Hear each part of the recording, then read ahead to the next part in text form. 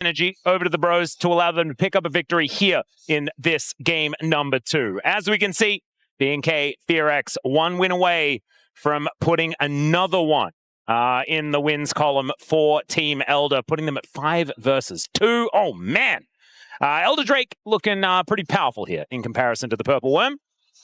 Yeah, I mean, when you think about it, it makes sense. It does. An Elder Dragon can fly. I was actually thinking about this earlier on today, and I was like, but Elder is just way better. Like, you can also just fly away and grab your buddies if you want to. Baron's just stuck there. I mean, it's also, like a pot I was thinking more the buffs. All right, yeah, I mean, there's that too. But I also, was like, physically. You did just see the cinematic, right, with the Elder, and it was all like, it was pretty cool. Yeah, it was very, very cool. Although a bunch of rocks in front of the mountain was all they really needed to stop that one. So they need Malphite. Oh, true! There's the solution. All right, another solution is breaking the draft, which is seemingly what just happened. So we're going to do that, and that means that we will be able to analyze further, which we think is going to win in a fight between an Elder Dragon and a Baron. Baron is a Void monster, and so maybe you can utilize some of the Void tactics as I think we're going to the military. I mean, the thing is as well, when you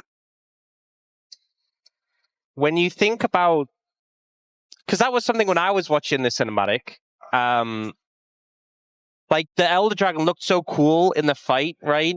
But pretty much like every champion that isn't a support can solo the Elder Dragon. Like, it does no damage. True. It just kind of sits there as well. Like, they amped up the Baron and it has lots of cool attacks and stuff. I Where feel like are they the should Elder make Dragon's cool attacks? Exactly. They should make it like if you think how strong the buff is, like it's supposed to be like a game ender. They should really give it some OP attacks. Like put some burns on the floor that are like the Elder burn. So maybe because the cinematic did actually have the Elder Dragon starring in it, maybe that means that this year is the year that we're going to develop some of the Elder Dragon's abilities. That's the pitch. Maybe we can work on that. I could probably send Maddie a message or something, just ask him to see whether you can put the word in to the design team, figure something out there. But we'll just have to see. We are here into the draft once again as Nico Jarvan this time going to be taken away, and there is a Rumble banned one more time. I imagine Jace is going to find his way to the ban list, and we'll see whether that Malphite is once again going to be something that we will see. Yeah, so last time it was the Bros with second pick, and this time they've gotten first pick. So a little bit of a switch up in terms of like draft order and things. But you see the Orianna being banned away this time. And you can understand Prior Rising with like the Azir and the Talia being gone. Also kind of shuts out the chance of like Ori Nocturne, which would be very strong. By the way, I'm really digging this draft music. Yeah, it's a good big vibe. Fan. It's got that like sort of Tron vibe, like some of that sort of retro. Yeah, like I'm really into it. Oh, the Rock is going to be taken away. Yeah, Malphite still not going to come through. Gwen was one of the ones that was banned last time by BNK FEARX, so we'll see if they opt to go for that again. Then again, they are on second pick this time. I was going to say Red Set. They're on second pick this time. They went on second pick before. Yep. There is Jace. Jace, is gonna get taken off the card, so that makes sense. So yeah, Gwen and Sion being let through, which were taken away last time. I do want to shout out to chat as well. The bro tax is coming through thick and fast, and we appreciate that here at the LCK. Keep that coming if you do want the bros to be able to bring us to a game number 3. That it doesn't only mean that the bros win a game, but it also means we get more LCK today. Yeah. Which is exactly what everyone wants. So the Rise going to be the first pickup here for Roma. And as someone called Roma, having a champion that roams very well is certainly a good thing. This is dangerous, though. That's Yunara for Diablo. Yeah, that's a scary pick to deal with. I mean, Actualizer Rise does just look bonkers, if we're being honest. But Yunara very powerful. Also, Yunara being second pick, you could leave support till later and kind of secure a good matchup, but they're just going to lock the Lulu here and now. They're like, we are sending this, we're confident.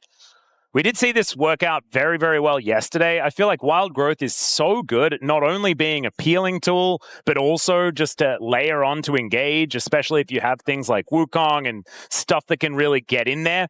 That's likely what we're going to be seeing them augmenting this composition with. So already a pretty dangerous start here to the draft. You can see Teddy looking unfazed as they lock away the Ambessa. They opt not to match bot lane. They opt to go for the Ambessa, which, I mean, technically is a flex still, although we've seen it more in the top lane.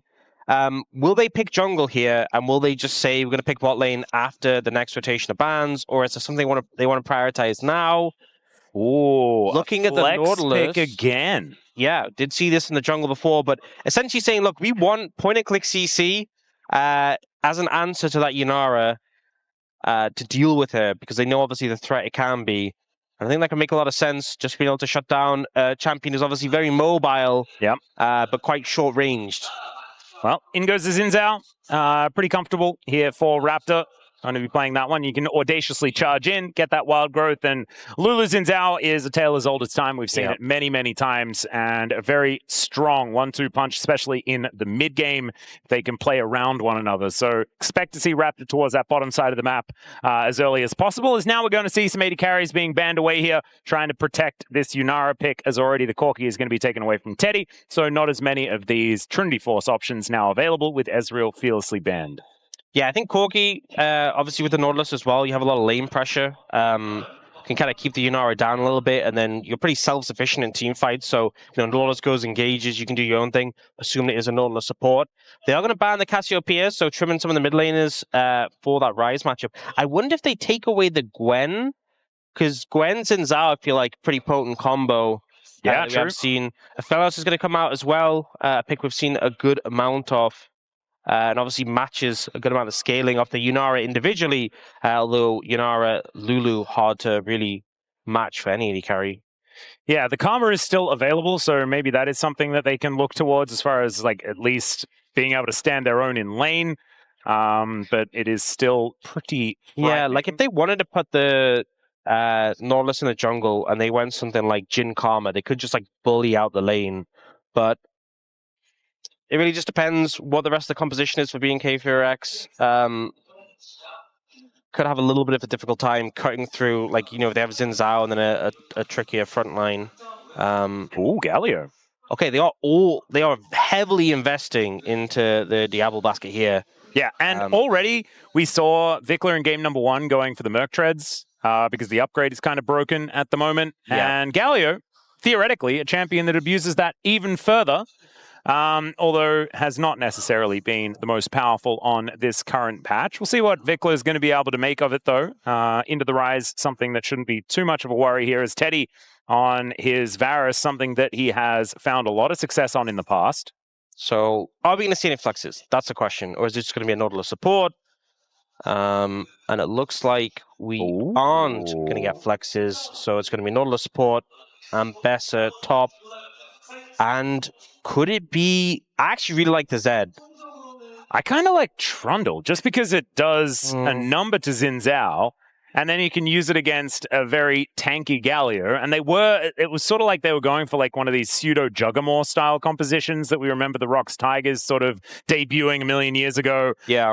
Where you can just play a whole bunch of tanks and a hyper carry. Not going to be the case this time, as Clear is picking up the Aatrox. I feel like we haven't had Aatrox at all so far this season. Yeah. Correct me if I'm wrong, but I think this is our first one of the LCK Cup.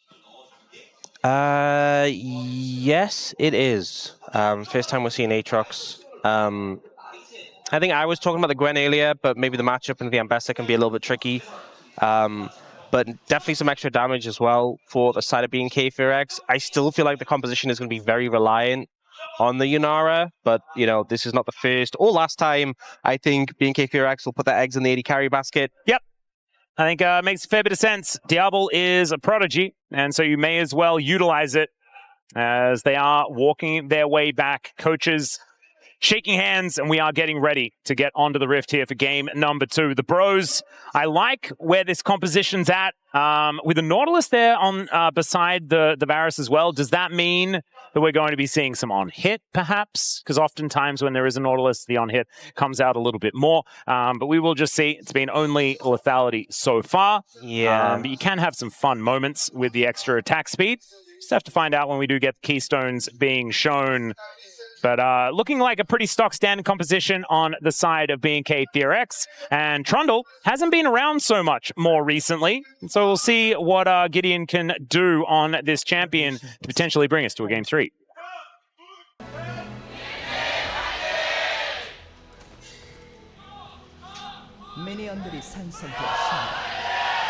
All right, bro fans in full voice once again as Clear just throwing out some abilities, casting not really being too bothered by it.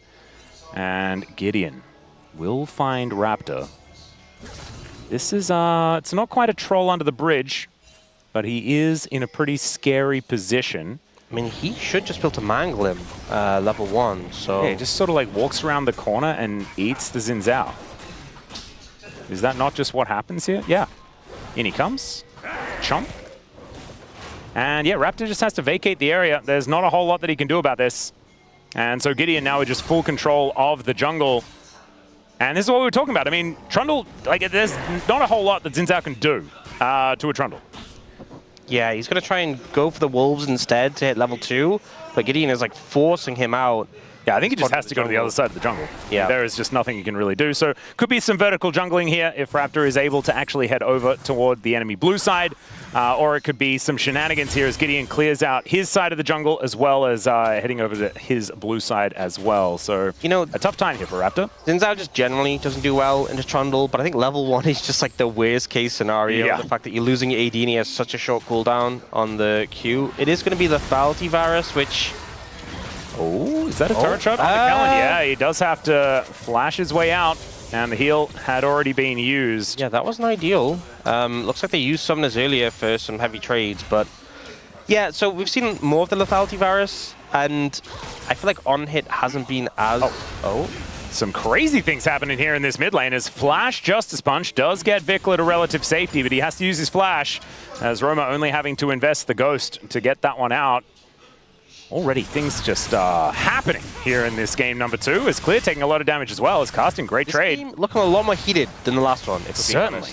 Just action all over the place. Yeah, and I think, you know, on-hit builds haven't been super favored by some of the changes we saw in the new season, but my only concern is that for Bro, you know, Loleventvods into some of the picks that BNK FEARX has, if you don't kill like an Aatrox or a Xin Zhao, or you like pump your damage into them when the Xin Zhao has his shield up, or like there's a wild growth that comes through, you do just run out of damage as the Loleventvods, right? Compared to on-hit who can just keep autoing, so... Yeah.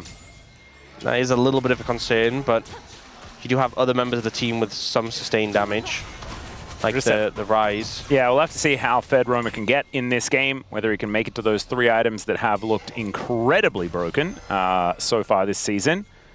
As Vikla looking to try and make his way in, but hits kind of nothing on Yeah, that's a nice route. Well played, but Raptor is now going to make his way forward, gets the flash out, but immediate follow as Wind becomes lightning, and Vikla, can he find some Winds of War? The Justice Punch will do it, and First Blood goes to the Galio as the year of Vikla continues. Yeah, I think Roma just too heavily focused on the 1v1 and, you know, had some vision from that ward, but kind of, you know, went in a position where you were just so easily dove on. Like, I think he'd seen Raptor already here on this ward, right? Yeah, I guess not. Because he was, like, round the corner before. I think I'm not sure if you'd seen him. It looked like maybe the ward wasn't deep enough in the brush or something. But, yeah, I think just too close to that wall where he can just be jumped on from over it. I think if you stay a bit more central in the lane, you're a lot safer. But considering the success he was having in the lane, the pressure he had on Vikla, the fact that he forced that early flash, and now to be down sums and having died, not ideal for Roma in this one. Yep, I'm going to put that in the cons column. Absolutely. As Clear and Casting continuing to battle it out here towards this top side of the map. Interesting that we were talking about Zahin, and we do get just the old version of him in just regular Aatrox here in this top lane instead. But Clear just wanting to play something a little more familiar, perhaps.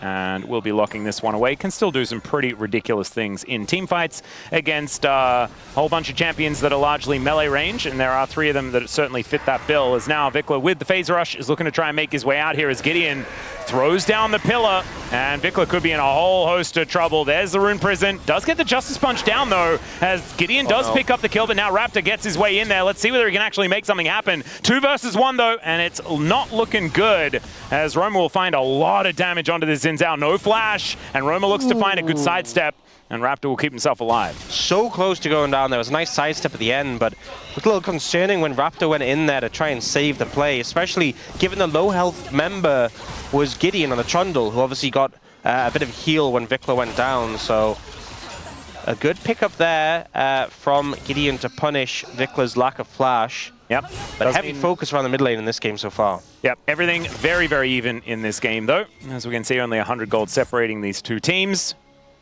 As Vikla back in it once again. What's crazy, we've seen Gideon like constantly invading, but the jungler's pretty even in farm, despite that. Yeah, ignore this as far as the year of Vikla is concerned. It's still the year of Vikla, okay? Yeah. Yeah, he just got ganked, you know, it's not fair. Yeah, it takes a while to cut through him. And Raptor actually does quite a lot of damage up front, but then kind of runs out of cooldowns and has to just run away. Clear. Having picked up his first plate, was looking for another one here, as the crab is likely to be taken here by Raptor. Yeah, casting actually hasn't reset yet. He's going for it now, but you know, Clear's already reset and come back to lane without teleporting.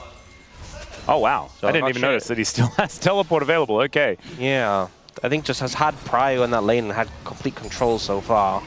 Certainly been able to shove waves in over and over again, as teleport towards the top side for Clear will come on through as he is getting closer and closer to item number 1. Gideon has now hit level 6 though, so we'll have that subjugation up and available. We'll probably be saving that one for Vikla most of the time, so he will be building the most tanky stats, but it looks like not going to be starting with a tank item. Namgun's gone Aftershock again. Actually, wait, he's on that side of the Trundle. I don't know what I'm talking about. Yeah, could have been Aftershock Lulu. Yeah, we have seen Aftershock Nami win a game as well. Oh, that could have been. So we really could have had some extra Aftershock stuff. Yeah, unfortunately not the Aftershock Galio that you're really hoping for. True. Vikla almost able to use his phase rush in order to save his life earlier on as well, so already getting some value out of that keystone theoretically. It's casting. Doing a bit better in these trades now with the core fields put together. I do feel like I'm liking the supports leaning back towards like the normal summoners away from Spellbook, because Spellbook did get nerfed a little bit, and there is still some Spellbook usage on certain champions who are like less reliant on those combat keystones and also just don't have as much synergy, like things like Bard or Rakan, who don't have as much specific synergy with any one keystone. Yeah. But I think like Nautilus having the Aftershock does just make you so much tankier when you are one of the squishier engaged supports. Oh, Roma just making his way out of taunt range, and Gideon grubs happening once again as he does take away the first one. Should be able to grab the second as well, as Raptor is busy dealing with Roma here in this mid lane. Casting going to get chained up, but does manage to break those pretty comfortably. Namgung is going to get his way out of this Tribe Rush. And Raptor with a bit of an invade. Kind of a slow game once again. We had those illegal scraps and then it's just slowed down, but they are now looking for a dive clear. So he's just dead, I believe. I don't know what he's going to be able to do here. Let's see whether he can actually find an angle. As Casting gets himself out of there, the World Ender does come on through. And I believe Vision was given over, and there it is. So the ward goes over the wall. Gideon is just going to vacate. Honestly, a good ult and clear the wave out and able to mitigate it. I thought, looking at the wave coming in, looking at Gideon being there, I thought they were just going to dive and he was going to be down, but able to survive and create some space, and now a dive on the bot side. Yep, see whether they can take down Teddy here, as there's a heroic entrance as well, as Teddy now trying to turn it on to Kellen. Winds of War come in, that is going to be Vikla grabbing that kill, as now Namgung is just going to flash to get on top of Raptor. Does manage to take him out, but it's a 2-for-1 in the dive on the bottom side. So BNK looking all right there and now have themselves a decent little advantage as well. Yeah, especially the kill ends up going to the Nautilus, so I think BNK FEARX pretty happy with how that one panned out.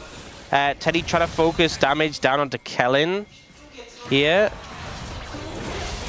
As you see, Kellen ends up getting aggro first. Flashes away from the ult from Teddy, though. Yeah, and he wild growths himself and doesn't get hit by the Chains of Corruption because he flashed it. Yep, so that was well played by Kellen to avoid that immediate focus from Teddy. But honestly, it was a good eye from Teddy to see who was grabbing aggro. Just unfortunately, Kellen was a little bit faster on the trigger. Well, not faster, just reacted well. Yeah. All in all, BNK FEARX, I think, happy with how the dive panned out, but Gideon instantly responds and picks up the dragon as recourse for that play. Yep.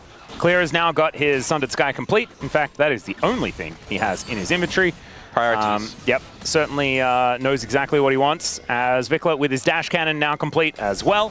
Oh, now casting has Eclipse. I feel like that's just the point where Ambassador just becomes obnoxious, that one item.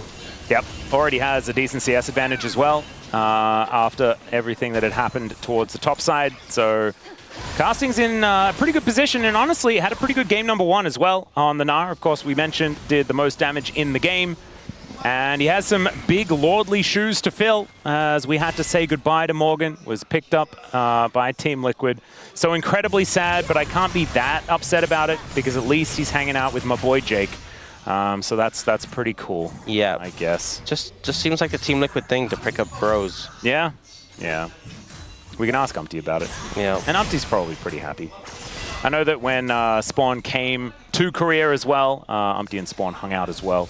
While he was here for the boot camp. So pretty cool stuff, as they were here for Kesper Cup as well. Hopefully they're going to be back next year as well. It was a whole lot of fun having a few extra special guests.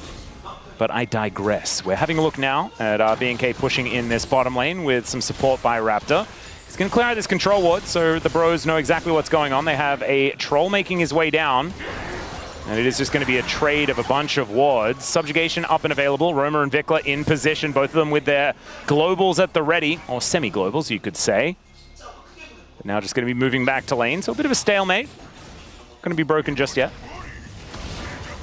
All right, bit of a, finally, stun landing. It's just the Galio thing. You just dash up to him, combo him, run away with phase rush, just on repeat. At least this time he has dash cannon, so I feel like he can actually close the gap. Yeah, yeah. A little bit. It was a little awkward before when he got rooted and he just kind of stood there. Yeah. Well, some high value with the free boots as well. We've got 3 also, of them. Speaking of high value, the double control ward in that brush just... Gotta get that vision, man. Gotta really make sure there's no wards in that brush. Mm-hmm. Works out. Quest completion here for both of our top laners already.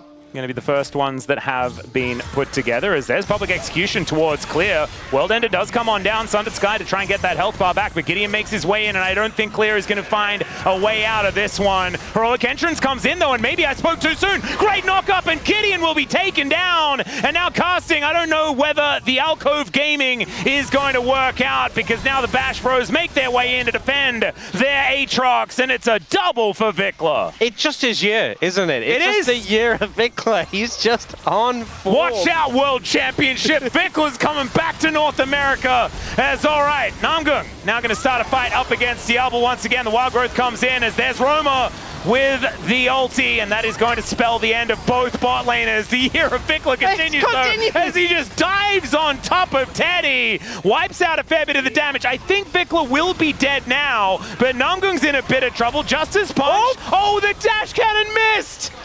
Oh, it could have been another kill. That would have been so sick if that had happened, but it did not. It just shows. You know what? Vikla isn't a god. He is human after all. Room for growth. Room for growth. That's what we can establish there. But Clear buying a ton of time here. I mean, Aatrox is the champion to do that. You see how much he heals off that first auto. Keeping space from Gideon, and then, again, gets a ton of health from that auto with Sundered Sky in the passive. Vikla comes in, Gideon gets eliminated, and then a little bit of running around the alcove, but just a huge fight win. And then immediately Vikla ends up recalling, buying boots to get the tier 3 boots, and just zooming straight in here, whereas bot lane are getting engaged on. And you can tell he asked for that. He pinged to the ward he's teleporting to. He's like, guys, start a fight. I'm coming in. And they started a little bit earlier than they probably wanted to, as Vikla was a little late to that one. And he's so close to getting a second kill. Look at the dash cannon, man. A couple more abilities here and there. Yeah. Could have been. Could have been. As Gideon also not going to lose his grump. You know what's hilarious? We're talking about how strong like the upgraded Merc treads are, and the shield, how good it be on Galio. No. Upgraded Sorks for the Galio. We're doing damage out here. So wait, hang on. He builds Merc treads on a Zir and then Sorks on Galio. Galio already has deny subjugate value. Galio already has a magic damage shield, right? True. You know, it's redundant, isn't it? He doesn't need another one. Yeah, that would be absolutely silly. I completely understand. And why would I doubt Vikla? You know, it's his year, as we know. All right. BRION come through here from Diablo is then now continuing to look for this fight. Diablo's looking very worse for wear, but the wild growth to keep him alive. As Vikla comes down, he still wants more. As Teddy going to get killed by the Winds of War, but it is doing a fair bit of damage given the build that Vikla has gone for here. He is going one-shot build. You know, I feel like we've seen so many of these, like, this is something that Faker used to do last year, right? He was the one that didn't build like a defensive item first. He's like, no, we're just going glass cannon gargoyle. It's so fun, to be honest.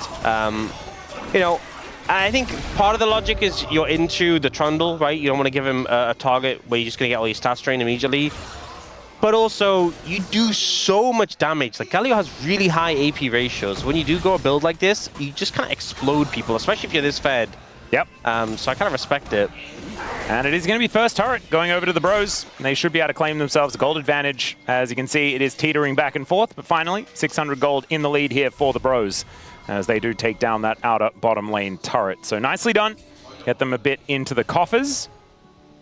As Gideon has gone for the Trinity Force build, not going for the Sundered Sky Ultra Sustainy type build here. A little bit more damage for the Trundle. To be fair, I think it's one of those things where, like, when Sundered Sky was like really strong, we saw a mixed bag with Trundle. Like, some would go Sundered Sky first, some would go like the Triforce. And then Sundered Sky got nerfed, and it's still really good, don't get me wrong, but like the crit is weaker, right? Yeah. So I think it makes sense to be going default into the Triforce. Might still pick it up, but I like things like just running faster. Running like fast is pretty good. It's pretty good for the Trundle. Well, if you speak of running fast, it is a Cloud Soul. Exactly. And so maybe he doesn't need any items that are going to bolster that, because we do have Cloud Rift as well as a Cloud Soul. Very happy to have that in our very first series of the day. As all right, possible dive onto clear once again. Difficult to dive in Aatrox now that he has an item or two put together, and now he's looking for an angle here.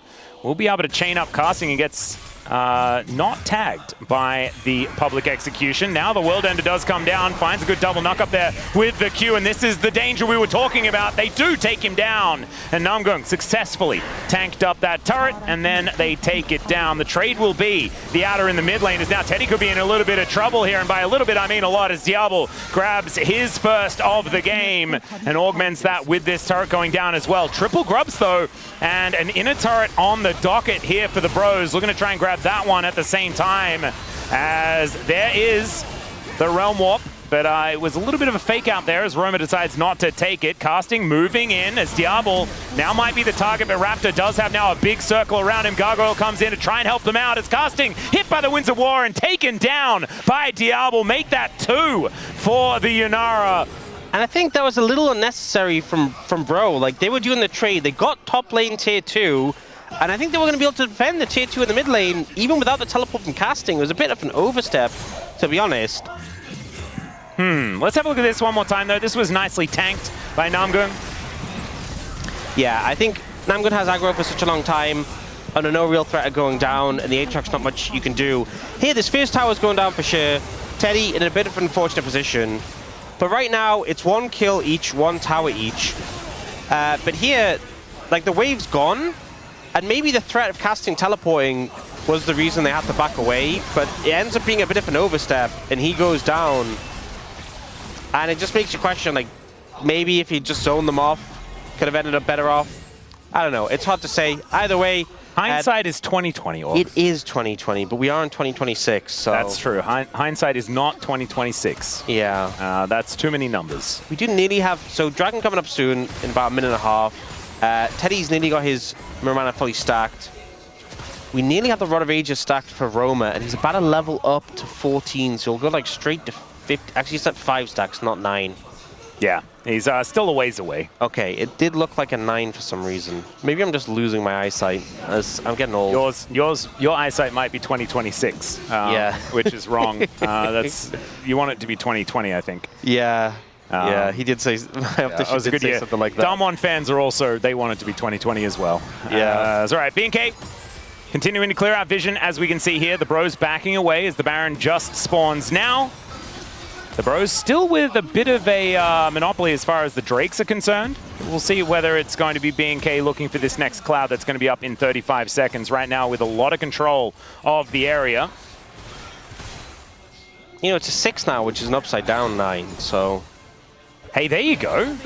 Getting way closer. You just have to spin it upside down and get one more stack. Yeah, there you go. Come on, Roma.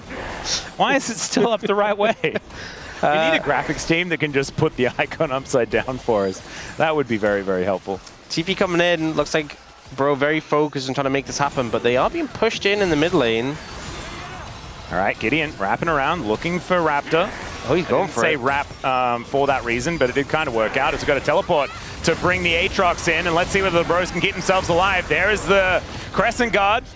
But a little bit of a disengage here by the Bros, and a bit invested at the start of this fight as Vikla gets himself out of there. And now the re-engage, the Quadra taunt from Vikla as he looks to make his presence known. Vikla trying to get the work done, but already the Lulu goes down. Raptor dead as well as Vikla's so close to going down. And Diablo falls, but clear is massive. They should be able to take him out, though. The CC is too much, and the Bros stand tall and wipe out BNK. Should just be able to pick up the Baron off the back of this. It looked like a huge engage from Vikla, but I think they just didn't have the follow-up to finish out the fight. So here, this was a bit of an anti-synergy from Raptor, because he goes in and he ults them away, so the Galio ult hits no one. And now you don't have your Xin Zhao ultimate, and also, Diablo and Kellen are really low HP already. So then when this big ult comes in, it looks massive, but there's so many low health members, the Nautilus ult gets massive value, Lulu immediately dead, Xin Zhao immediately dead, Diablo gets hit by a piercing arrow and then dies. And I think even though it was a hype moment for Vikla, understandable because it's his year, yeah, I think there was just too many missing resources with regards to the lack of Crescent Guard and the lack of health that let BNK FEARX down in that situation. And now... And so much of the power budget of this composition is around the heroic entrance actually doing something. Yeah. And in that last fight, it certainly was not able to do much of anything at all. And also just Yunara being able to auto-attack and not being half HP. That is certainly good too. Yeah, so now... Well, we got another one. As the Baron still around the Bros, as now Raptor caught out. Good pillar position here from Gideon as Audacious Charge gets Raptor out of the way. As in goes the public execution. Casting though going down so incredibly low. Down goes Vikla though. It may not be his year after all. As the snipe from Teddy's too good. Double kill here for the Varus, and Diablo, not a whole lot he can do, and the hook is going to land. Namgung having such a better day here today compared to their first day out against DK, and they're looking to take this inner turret at the same time. Namgoon's just been on fire. I feel like getting so much value in these fights, but the target selection is so good here, and bro, I mean, this game looks firmly in their control. I mean, last game, it felt like they weren't able to push their advantage, but now with an 8,000 gold lead, look at all these towers they're picking up. Oh man, it is going to be 10K by the end of this, as Kellen, oh look, the little Lulu that could. Not quite able to even deal with a minion wave here, as BNK looking a bit worse for wear at the end of this one as we check out this fight one more time. Just getting so much damage on a Raptor, the poke from Teddy as well. He's trying to hold the Crescent Guard and back away, but he's chunked out. Diablo again is like half HP at the start of the fight. And then Vikla goes in to peel for his jungler, dies. We get Raptor sniped by Teddy. And it's 3 members already down, and then Namgoon just goes, yep, I'm grabbing that 80 carry. Yeah, beautifully done. Snipes him with the anchor, and the Bro fans go wild here at Lol Park. And I'm looking forward to seeing what we're going to be getting out of the Bros to finish this one off. But right now, the fight has started. Gideon looking relatively low, but he is Trundle, so doesn't feel too worried about it. Heroic entrance comes on through, but Vikla just melts like butter. And Teddy's untouched in this fight. Hit by the Infernal Chains, but he just takes the Aatrox down. And Raptor and Kellen just left wondering where their teammates have gone. The Bros looking to break down the front door, and they may just end the game right here. 10,000 gold the lead. And we felt like maybe after that comeback victory in game number 1 for BNK, the Bros would be broken. But for the no, hooks. that is not what the Bro stands for in the Bros. It stands for brotherhood, and it stands for winning game 2, so that we can have as much League of Legends as possible. Nexus down, on to the next. A much more convincing game by the fact that they won it, right? Game 1, they were ahead, but they weren't able to push your advantage, weren't able to really get further than that 3K gold lead.